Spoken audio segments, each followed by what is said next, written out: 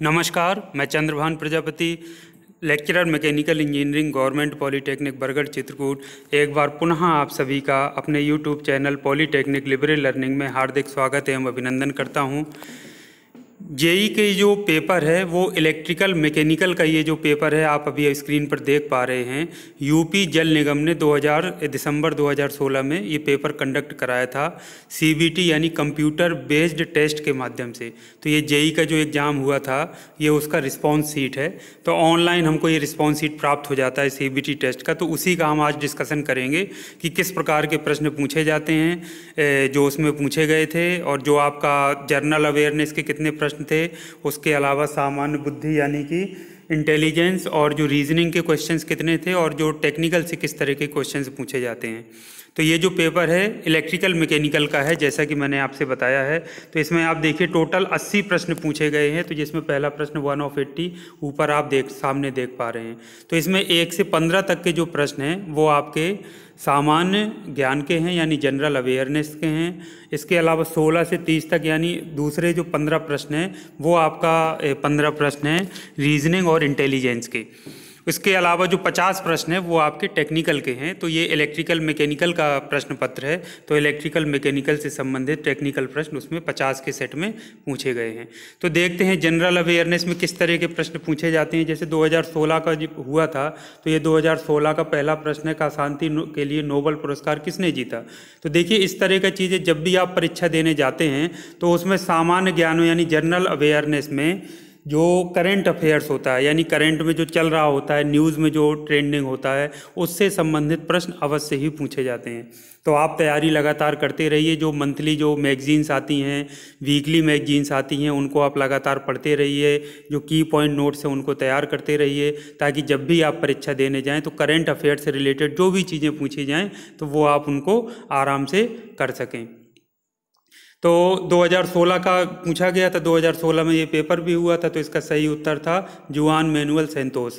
तो ये आपका जो पहला ही ऑप्शन इसका सही ऑप्शन था। दूसरा आप देखिए, which of the following countries leading producer of uranium, कौन सा देश अधिक यूरेनियम का उत्पादन करता है। तो इसमें से 4 ऑप्शन दिए गए हैं। तो सही जो इसका उत्तर है कजाकिस्तान। तो ये सामान्य ज्ञान का या जनरल अवेयरनेस का प्रश्न है। तो मैंने इसके पहले जो सिविल इंजीनियरिंग के लिए जो पेपर विश्लेषण किया था, इसमें यही जो यूपी जल निगम का दिसंबर 2016 में जो परीक्षा कराई गई थी, उसके भी प्रश्न अगर आप 15 देखें तो वो भी प्रश्न, उनमें से बहुत सारी चीज़ें करंट अफेयर्स की थी। कुछ सामान्य ज्ञान के जो पूर्व निर्धारित प्रश्न होते हैं उनसे पूछे गए थे। तो इसी तरीके के प्रश्न हमेशा पूछे जाते हैं। तो ये आगे आप देखिए, जैसे where is the headquarter of international justice mission यानी अंतर्राष्ट्रीय न्याय मिशन का मुख्यालय कहाँ पर है। तो ये वाशिंगटन डीसी में है। तो पहला इसका उत्तर सही है। अब ये कैंडिडेट रिस्पांस जो लिखा हुआ है, ये जो उत्तर दिया है, जिसकी ये शीट है, जो ये शीट जो जारी की सीबीटी टेस्ट के माध्यम से जिस कैंडिडेट की है, तो उसने ये उत्तर दिया है। जैसे कैंडिडेट का रिस्पांस क्या है, दूसरा, तो दूसरा उसने न्यूयॉर्क दिया है। तो न्यूयॉर्क तो गलत है, सही उत्तर क्या है, वाशिंगटन डीसी। तो इसी तरह से ये आपका पूरा रिस्पांस शीट निकल कर आ जाता है जब आप सीबीटी या कंप्यूटर बेस्ड टेस्ट के माध्यम से परीक्षा देते हैं। अब जैसे ये भारत के प्रधानमंत्री ने 1000 तथा 500 के नोटों को बंद करने की घोषणा कब की थी। तो इसमें देखिए पूरा दिया गया है। तो ये बहुत उस समय काफ़ी फेमस था, आपको पता होना चाहिए। तो इसका सही उत्तर था 8 नवंबर 2016। तो 8 नवंबर 2016 को 500 और 1000 के नोटों की बंद करने की घोषणा की गई थी। तो कैंडिडेट ने कौन सा लगाया है, कैंडिडेट रिस्पॉन्स का था 3 8 नवंबर 2016, यानी कि सही आंसर लगाया था। इसी तरह से आगे बढ़ते हैं। तो who is the national security adviser of India, भारत के मुख्य सुरक्षा सलाहकार कौन है। तो उस समय जो आपके रहे थे वो अजीत डोवाल थे। तो अजीत डोवाल में कैंडिडेट ने भी सही रिस्पांस दिया है। तो इस तरह करंट अफेयर्स का आपका जरूर पूछा जा सकता है। जैसे वर्तमान में रेल मंत्री कौन है, शिक्षा मंत्री कौन है, या किसी गुजरात के या कहीं भी पूरे कि जितने भी प्रदेश हैं वहाँ के मुख्यमंत्री कौन है, या कहीं कभी इस तरीके की चीज़ें जरूर पूछ ली जाती हैं। जल सेना का पूर्वी मुख्यालय कहाँ स्थित है। तो आपको पता है विशाखापट्टनम में, डी ऑप्शन चौथा, कैंडिडेट ने भी चौथा लगाया है। तो इस तरह से आप देखिए, अगर आप तैयारी करें तो बहुत कठिन प्रश्न इसमें नहीं पूछे जाते हैं, सिंपल जनरल अवेयरनेस के प्रश्न आते हैं। अब जैसे प्रकाश संश्लेषण में किस गैस की आवश्यकता होती है, तो पता होना चाहिए कार्बन डाइऑक्साइड की, यानी चौथा ऑप्शन इसका आपका सही है। कैंडिडेट ने भी यही ऑप्शन लगाया है। तो who is the finance minister of India, भारत के वित्त मंत्री उस समय कौन थे? अरुण जेटली थे, तो अरुण जेटली सही था। आज के समय में यदि आप परीक्षा देने जाते हैं यही प्रश्न पूछा जाएगा तो ये ऑप्शन क्या होंगे? चेंज हो जाएंगे, तो आपको उनमें से सही ऑप्शन सेलेक्ट करना पड़ेगा।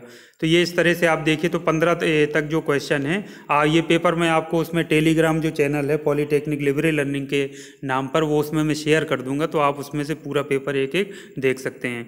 यहाँ जो पेपर बताने का मेरा मकसद है वो पूरा मकसद ये है कि आप फर्स्ट ईयर में आते ही कोई भी स्टूडेंट जैसे ही एडमिशन लेता है उसको जेईई के जो प्रश्न किस तरह के पूछे जाते हैं, क्या क्या टेक्निकल में पूछा जाता है, नॉन टेक्निकल में किस तरह के प्रश्न पूछे जाते हैं, कहाँ कहाँ से वैकेंसी निकलती है, इन सब की पूरी जानकारी हो जाना चाहिए, ताकि छात्र या छात्रा मेंटली बिल्कुल स्वयं को प्रिपेयर कर सके और उसी हिसाब से शुरुआत से ही अपनी तैयारी कर सके।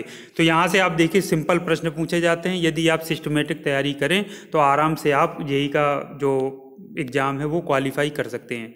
अब 16 से जो 30 तक प्रश्न है वो आपके जनरल इंटेलिजेंस और रीजनिंग के हैं, यानी सामान्य बुद्धि तथा विचार से संबंधित होते हैं। तो ये नॉन टेक्निकल वाला पोर्शन है, इसको भी यदि आप इसमें ट्रिक्स होती हैं, ट्रिक के द्वारा किस तरह से सॉल्व किया जाता है उसको आप आसानी से सॉल्व कर सकते हैं। कोई अच्छी सी यदि आप रीजनिंग की बुक ले लेंगे तो उसमें ये सारे इस तरीके के पैटर्न जो पूछे जाते हैं वो सारे आपको मिल जाएंगे। यदि कैंडल को XZMWOV लिखा जाता है तो फ्लेम्स को कैसे लिखा जाएगा, तो इसमें कैंडल के बाद जो भी इसका होगा कुछ ना कुछ रिलेशन होगा, फ्लेम्स के साथ रिलेशन स्थापित करके आप उसको कर सकते हैं। तो इसका जो करेक्ट ऑप्शन है वो 3 नंबर का है, जबकि कैंडिडेट ने पहला नंबर ऑप्शन लगाया हुआ है तो उसका गलत हो जाएगा। इसके बाद आप देखिए इसी तरह के प्रश्न, जैसे नॉलेज शब्द द्वारा निम्नलिखित शब्दों में से कौन सा शब्द नहीं बनाया जा सकता। अब ये नॉलेज को देखिए सब चीज़ें नीचे लिखी हुई हैं, तो जो शब्द आपका नहीं बनता है वो आपको टिक कर देना है। नहीं बनाया जा सकता पूछ रहा है तो अवेयर नहीं बनाया जा सकता है, तो चौथा नंबर इसका सही ऑप्शन है। कैंडिडेट ने कौन सा लिखा है? पहला ऑप्शन। तो इस तरह से प्रश्न इसमें पूछे जाते हैं। एक निश्चित कोड में कैट का कोड 24 है तो रेट का कोड क्या होगा? तो रेट का कोड 39 होगा, यानी कि सी ऑप्शन या तीसरा ऑप्शन। तो कैंडिडेट ने पहला लगाया तो ये उसका गलत हो गया। इस तरह से आप जो प्रश्न है, जैसे एक स्त्री ने उत्तर की तरफ चेहरा कर रखा है, वह दक्षिणावर्त दिशा में 45 डिग्री मुड़ती है और फिर वामावर्त दिशा में 90 डिग्री मुड़ती है, अब वह किस दिशा में चेहरा करके खड़ी है? तो सिंपल सी बात है उत्तर पश्चिम में, यानी कि बी ऑप्शन या दूसरा ऑप्शन है वो सही है। अच्छा, इसमें हिंदी और इंग्लिश दोनों में आपका दिया रहता है प्रश्न, और जो आपके उत्तर हैं 4 जो ऑप्शन हैं वो भी हिंदी और इंग्लिश में दिए रहते हैं। तो मैं सिविल इंजीनियरिंग का जब डिस्कस कर रहा था पेपर पिछला, तो उसमें मैं यही चीज़ बताया था, स्टूडेंट्स को दिखाया था इसमें कि देखिए बहुत सारी चीज़ें ऐसी, जैसे स्टूडेंट्स क्या करते हैं जो हिंदी मीडियम के होते हैं तो हिंदी मीडियम की सिर्फ हिंदी में चीज़ों को पढ़ते हैं, और जो मेन जो टॉपिक होता है उसको इंग्लिश में क्या कहते हैं या इंग्लिश में कैसे पढ़ना है उसको हटा देते हैं, छोड़ देते हैं। तो आगे चलकर उनके लिए प्रॉब्लम क्रिएट होती है, क्योंकि ऑप्शन ऐसे इसमें ज़्यादातर आपको देखने को मिल जाएंगे जो इंग्लिश को ही हिंदी में एज इट इज़ लिखे हुए, हिंदी में उसने अनुवाद ही नहीं किया, और ये चीज़ मैंने आपको उस समय दिखाई थी। इसमें भी बहुत सारे ऐसे उदाहरण हैं, मैं आपको भी दिखाऊंगा जब टेक्निकल में हम लोग आएंगे। तो इस तरह से आप देखिए 30 तक सारे प्रश्न इसी तरीके के इसमें पूछे जाते हैं। तो हिंदी की रीजनिंग की अच्छी सी कोई आप बुक ले लेंगे तो उसमें सारे प्रश्नों का पैटर्न और ये सारे उनको क्वेश्चंस को सॉल्व करने का तरीका आपको मालूम चल जाएगा। तो ये 30 तक इसी तरीके के प्रश्न आपके पूछे जाते हैं। प्रश्न पत्र मैं अभी सेंड कर दूंगा आपका, तो उसमें आप आसानी से इसको देख सकते हैं, एक एक प्रश्न का सॉल्व भी स्वयं करके देख सकते हैं कि आप कितने प्रश्नों को सॉल्व कर पाते हैं। अब जैसे यदि 17 दिसंबर 1982 को शनिवार है तो 20 दिसंबर 1984 को क्या वार होगा, तो इस तरीके के प्रश्नों को सॉल्व करने के लिए ट्रिक्स होती हैं। ये देखिए एक एक करके आप बिना ट्रिक्स के सॉल्व करेंगे तो आपका बहुत समय वेस्ट हो जाएगा और आप बाकी आपके प्रश्न क्या होंगे, छूट जाएंगे। तो हर प्रश्न को सॉल्व करने का एक निर्धारित समय होता है, वो आपको करना होता है, तो वो ट्रिक के द्वारा आप आसानी से कर सकते हैं। तो ये आपका पूरा जो 30 प्रश्न थे ये आपके हो गए सामान्य बुद्धि तथा विचार के। तो इस तरीके के प्रश्नों को आप जरूर सॉल्व करना शुरू से ही फर्स्ट ईयर से आप शुरू कर दीजिए। अच्छी सी बुक लेकर के उसको लगातार करते रहिए। करंट अफेयर्स के लिए आप करंट अफेयर्स की जो मैगजीन्स आती हैं वो पढ़ते रहिए। जो जनरल नॉलेज पहले का जो फिक्स है उसको आप एक बार रिवीजन कर लीजिए, और जो न्यूज़पेपर वगैरह होते हैं या मंथली वीकली मैगजीन्स आती हैं, मंथली मैगजीन्स आती हैं, उनको भी आप पढ़ते रहिए। अब आप जैसे इसमें देखिए अब तकनीकी शुरू हो गया है 31 से, यानी 50 क्वेश्चन अब आपको 31 से 80 तक 50 क्वेश्चन आपको टेक्निकल के मिलेंगे, तकनीकी के। अब आप देखिए मैं आपको उदाहरण देता हूं, जो आपसे मैं कहता हूं बार बार कि आप जो है उसको हिंदी और इंग्लिश दोनों में अच्छे से पढ़िए। तो आपके लिए क्यों ज़रूरी है, यदि आप नहीं पढ़ेंगे, इंग्लिश में छोड़ेंगे, तो आपके लिए आता हुआ प्रश्न भी आप उसको सॉल्व नहीं कर पाएंगे। जैसे SI unit of potential differences यानी विभव अंतर की एसआई इकाई क्या है। अब इसमें देखो वोल्ट लिखा है, ओम लिखा है, एम्पियर लिखा है और वाट लिखा है। तो इसमें देखिए इसका जो सही आंसर है वो वोल्ट है। तो वोल्ट को ही हिंदी में विभव कहते हैं, लेकिन वोल्ट को देखिए उसने विभव हिंदी में करके नहीं लिखा, उसने वोल्ट को क्या लिख दिया, वोल्ट लिख दिया। तो इस तरीके से आप बहुत सारी चीज़ें आप देखिएगा। Which is the important part of megger. अब मैगर का इम्पॉर्टेंट पार्ट क्या होता है, मैगर का इम्पॉर्टेंट पार्ट जो है इसका सही ऑप्शन है बोथ ऑफ अबव यानी उपरोक्त दोनों, सी ऑप्शन सही है, यानी ओम मीटर और डीसी जनरेटर। अब ओम मीटर को आप हिंदी में पता चले मीटर को कुछ और पढ़ते हो उसमें लिख लिया, अब लेकिन देखिए ओम मीटर इंग्लिश में लिखा है वही ओम मीटर हिंदी में लिखा है। डीसी जनरेटर देखो डीसी जनरेटर को डीसी जनरेटर ही लिखा है, जबकि जनरेटर को हिंदी में जनित्र कहते हैं। तो यदि आप जनित्र पढ़ करके बैठे हैं तो आपके लिए मुसीबत होने वाली है। तो आज यदि आप जनित्र पढ़ रहे हैं हिंदी में तो उसको अंग्रेजी में जनरेटर भी पढ़िए। ये आपको पता होना चाहिए कि जनरेटर को ही हिंदी में जनित्र कहते हैं, तभी आप हर प्रश्न को आसानी से कर पाने में सक्षम हो पाएंगे। तो ऐसे बहुत सारे उदाहरण, एक एक प्रश्न आप स्वयं देखेंगे तो आपको समझ में आ जाएगा कि क्यों जरूरी है। तो सिंपल सा इलेक्ट्रिकल मैकेनिकल का पेपर है, तो इलेक्ट्रिकल से भी संबंधित प्रश्न इसमें पूछे जाएंगे, मैकेनिकल से संबंधित प्रश्न भी इसमें आपको मिलेंगे। देखिए जैसे the application of DC shunt generator, इस डीसी शंट जनरेटर का क्या उपयोग है, तो welding generator set, booster, electroplating, electric traction, ये लिखा है।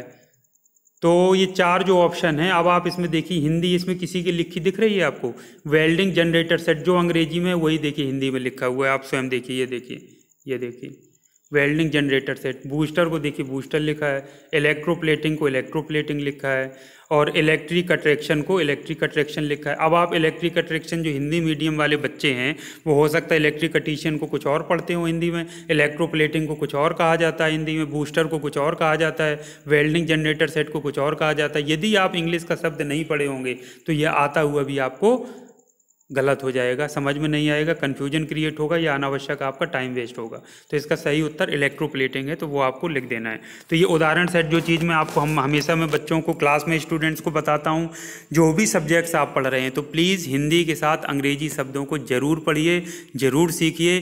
टेक्निकल शब्द बहुत ज़्यादा इंपॉर्टेंट होते हैं आप लोगों के लिए सीखना। तो ये इसी तरीके के सब देखिए, आपके सारे प्रश्न आप इनको देखेंगे ध्यानपूर्वक तो सारे आपको मिल जाएंगे।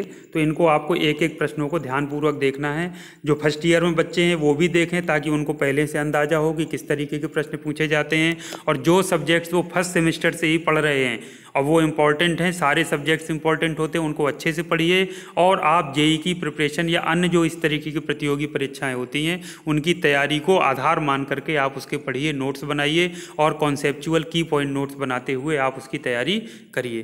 तो ये सारा ये पूरा प्रश्न पत्र मैं अभी आपको शेयर कर देता हूँ, अपना जो टेलीग्राम चैनल है पॉलीटेक्निक लिबरल लर्निंग, उसमें आप एक एक प्रश्न को जरूर देखिए कि जो प्रश्न आप पढ़ चुके हैं, मतलब जो सब्जेक्ट आप पढ़ चुके हैं, फर्स्ट ईयर का स्टूडेंट जो होगा वो कोई ना कोई इनमें से सब्जेक्ट, बेसिक सब्जेक्ट जैसे बेसिक इलेक्ट्रिकल हो गया या जनरल इंजीनियरिंग के नाम से पढ़ रहे हैं या फिजिक्स में पढ़ रहे हैं, ये ज़्यादातर प्रश्न फिजिक्स के ही उसमें पढ़ा दिए जाते हैं। तो ये सारे आप एक बार पढ़ेंगे तो देखिए कि आप कितने प्रश्नों को कर पाने में सक्षम हो पा रहे हैं और क्या आप उसको आगे तैयारी के लिए आगे उसको ले जा सकते हैं। तो ये उससे आपके अंदर एक कॉन्फिडेंस बिल्डअप होगा और तैयारी करने के लिए आपको एक नया रास्ता खुलेगा। तो ये आप पूरा का पूरा प्रश्न आप एक बार आसानी से देखिएगा। वीडियो में एक एक प्रश्न को डिस्कस करना उचित इसलिए प्रतीत नहीं हो रहा है क्योंकि इससे वीडियो लंबा बन जाता है और स्टूडेंट्स क्या करते हैं, इस समय ज़्यादा लेंदी वीडियो देखने में इंटरेस्टेड नहीं होते हैं, वो स्किप कर करके चीज़ों को देखना पसंद करते हैं। तो ज़्यादा लंबा वीडियो बनाने से भी कोई उसमें फ़ायदा नहीं है। मैं आपको इसमें शॉर्ट में आपको पूरा बता दे रहा हूँ। और ये 49 इसी तरह जैसे फ्लेमिंग के बाएं हाथ के नियम में अंगूठा किसको परिभाषित करता है, तो अंगूठा किसको परिभाषित करता है, गति को यानी मोशन को। तो इस तरीके के प्रश्न सिंपल छोटे छोटे प्रश्न देखिए पूछे गए हैं। जैसे 100 वाट 250 वोल्ट के लैंप का प्रतिरोध कितना होगा, तो इसका 625 ओम होगा। तो बिल्कुल सिंपल से सूत्र लगा करके इसको निकाल लेना है। तो ये सारे प्रश्न आप कर सकते हैं। न्यूक्लियर पावर स्टेशन का मुख्य ईंधन क्या है, यूरेनियम, हीलियम, लिथियम, प्लेटिनियम, सबको पता है यूरेनियम है। तो इतने सिंपल प्रश्न पूछे जाते हैं, सिस्टमेटिक तरीके से तैयारी करके आप बहुत अच्छा परफॉर्म कर सकते हैं और कोई भी पेपर जेई का निकाल सकते हैं। ट्रांसफार्मर की दक्षता कितनी होती है, 98% तक, तो पहला ऑप्शन इसका सही है। तो इस तरीके से देखिए कितने सिंपल प्रश्न इसमें पूछे गए। पावर फैक्टर के बारे में ये सारे जो आपके प्रश्न हैं ये आपको समझ आ रहे होंगे, ये इलेक्ट्रिकल से, विद्युत से संबंधित है। लेकिन मैकेनिकल का छात्र भी भी ये सारे सब्जेक्ट्स को, सारे पॉइंट्स को पढ़ता है, सभी पढ़ाया जाता है। अब कोई ये सोच करके कि अरे इलेक्ट्रिकल से संबंधित हमें पढ़कर क्या करना है, तो ये उस स्टूडेंट की सबसे बड़ी गलती होती है। तो ये जनरल इंजीनियरिंग के प्रश्न होते हैं, ये किसी से भी पूछे जा सकते हैं। अब ये थर्मल तनाव का जैसे पूछ लिया गया है, तो इस तरीके के प्रश्न आप पूरा एक एक स्टडी करिए, पूरे प्रश्नों को आराम से देखिए। मैं PDF में सेंड कर देता हूँ आपको, और देख करके आप उनको सॉल्व करिए और देखिए कि आप कितने प्रश्नों को सॉल्व कर पाने में सक्षम हैं। जो फाइनल ईयर में स्टूडेंट्स अभी पढ़ रहे हैं, उनको पूरे के पूरे प्रश्न सॉल्व करने में सक्षम होना चाहिए। आज के स्टूडेंट की स्थिति ऐसी होनी चाहिए। तो जो आप गलतियां कर रहे हैं, उन गलतियों को आप सुधारिए और अपने आप को टाइम मैनेजमेंट करते हुए 3 साल का जो आपको समय मिला है उसका सदुपयोग करते हुए, यही 3 सालों में आप पूरे यदि जेईई के लिए स्वयं को तैयार कर लेते हैं तो आगे आपको सफलता मिलनी निश्चित है। नहीं फिर आपको अनावश्यक रूप से साल दर साल बहुत साल इंतजार करने पड़ेंगे, क्योंकि वैकेंसी इतनी जल्दी जल्दी नहीं आती हैं। वैकेंसी कब आएंगी, कब रिजल्ट निकलेगा, उसमें बहुत अधिक समय आपका व्यतीत हो जाता है और स्टूडेंट्स इस चक्कर में प्राइवेट नौकरी भी नहीं ज्वाइन करते हैं और वो तैयारी करने में लगे रहते हैं और कहीं ना कहीं अपनी फैमिली पर एक बोझ बनते हैं। तो ये सब चीज़ें, और इसके बारे में अलग से डिस्कशन करूंगा एक अलग वीडियो बनाकर। तो ये पेपर मेरा आपको बताना मकसद था कि किस तरह से जेईई का जो यूपी जल निगम ने कराया था CBT टेस्ट के माध्यम से परीक्षा, उसमें कितने प्रश्न पूछे गए थे? 80 प्रश्न। 15 प्रश्न आपके सामान्य ज्ञान के थे, 15 प्रश्न आपके रीजनिंग के थे और 50 प्रश्न आपके टेक्निकल थे। तो इस प्रकार से, और प्रश्नों का जो आप लेवल है वो आप सामने देख पा रहे हैं। इसको और अच्छे से देखिएगा PDF फॉर्मेट में मैं जब आपको शेयर करूंगा, और ये वीडियो देख करके आप इसको अपना एनालिसिस कर सकते हैं कि किस तरीके के प्रश्न पूछे जाते हैं और आपको तैयारी अपनी किस तरह से करनी है। तो आज के लिए इतना काफ़ी है। इस वीडियो को मैं यहीं विराम देता हूं, लेकिन बहुत सारे स्टूडेंट्स ने कमेंट्स में जिन्होंने लिखा था कि सर SSC जेईई में किस तरह के प्रश्न पूछे जाते हैं उसका वीडियो बनाइए, तो उन स्टूडेंट्स को मैं कहना चाहूँगा कि मैं शीघ्र ही SSC जेईई का भी पेपर, उसका विश्लेषण में करके आपको दिखाऊँगा किस तरह के प्रश्न उसमें पूछे जाते हैं, क्या क्या उसमें सेक्शंस रहते हैं। तो वो आप उसके भी पेपर के लेवल को देख करके अपनी तैयारी को उसी हिसाब से गाइड कर सकते हैं स्वयं को। तो आज के लिए इतना काफ़ी है। Thank you very much. आपका दिन शुभ हो।